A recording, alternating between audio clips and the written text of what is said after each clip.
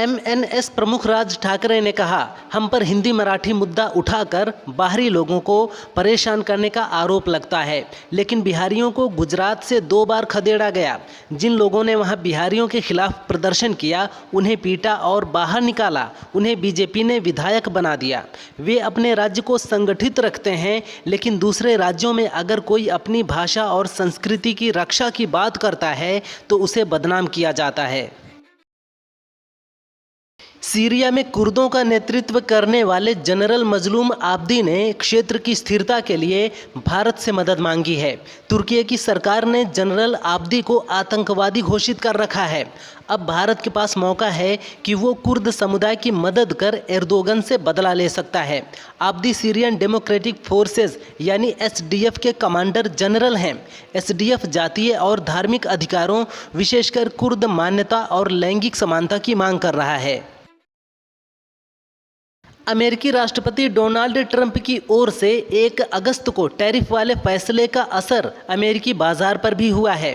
इस फैसले के चलते Elon Musk, Mark Zuckerberg, Jeff Bezos जैसे उद्योगपतियों को तगड़ा झटका लगा है। मस्क की कुल नेटवर्थ $4 बिलियन घटकर $352 बिलियन हो गई है। मार्क जुकरबर्ग को एक दिन में $8 बिलियन का नुकसान हुआ है। साथ ही जेफ बेजोस की नेटवर्थ में एक ही दिन में करीब $18 बिलियन की कमी आई है। कोलंबिया में पोर्न फिल्मों में काम कर चुके अलेजांद्रा उमाना और जुआन कार्लोस फ्लोरियन को उपमंत्री बनाया गया है। राष्ट्रपति गुस्तावो पेत्रो ने समानता मंत्रालय में जिम्मेदारी दी है। इसे लेकर उपराष्ट्रपति फ्रांसिया मार्केज ने कहा कि इससे सरकार की छवि खराब हो रही है। समानता मंत्रालय महिलाओं, अश्वेत, LGBTQ+ समुदाय, गरीब और आदिवासियों की मदद करता है। उमाना और फ्लोरियन अब सामाजिक कार्यों से जुड़े हैं।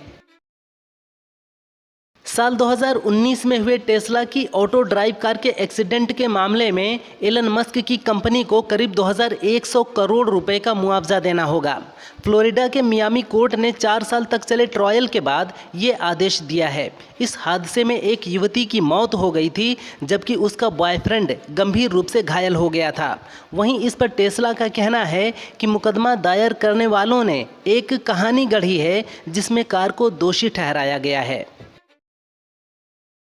यूपी पुलिस अब सीबीआई और ईडी की तर्ज पर काम करेगी। गिरफ्तारी और सर्चिंग की कार्रवाई अधिक पारदर्शी और जवाबदेह बनाने के लिए डीजीपी राजीव कृष्णा ने सभी जिलों को 16 बिंदुओं पर आधारित नया मेमो भेजा है। इसमें गिरफ्तारी का समय, स्थान, कारण, आरोपी के बयान, बरामद वस्तुएं, मेडिकल परीक्षण की स्थिति आदि शामिल हैं। इसके अलावा गिरफ्तारी के वक्त मौजूद 2 स्वतंत्र गवाहों के हस्ताक्षर भी जरूरी कर दिए गए हैं।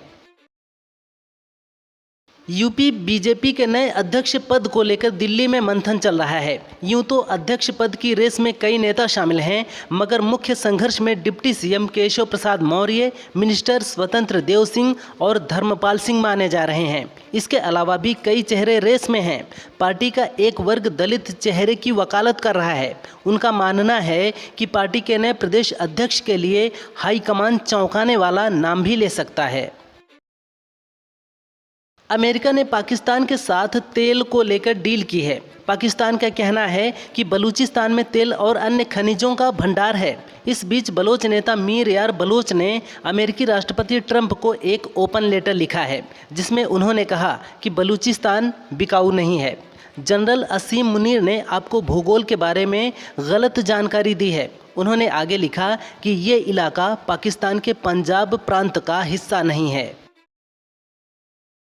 पश्चिमी यूपी में इन दिनों ड्रोन से लोग दहशत में हैं। ऐसे में सीएम योगी ने बिना इजाज़त ड्रोन उड़ाने वालों के खिलाफ सख्त कार्रवाई का आदेश दिया है। ऐसा करने वालों पर गैंगस्टर एक्ट लागू किया जाएगा और ज़रूरत पड़ी तो राष्ट्रीय सुरक्षा कानून यानी NSA भी लगाया जाएगा। सीएम ने प्रमुख सचिव और डीजीपी को हर जिले में ड्रोन संचालन की समीक्षा कर कार्रवाई करने के निर्देश दिए हैं।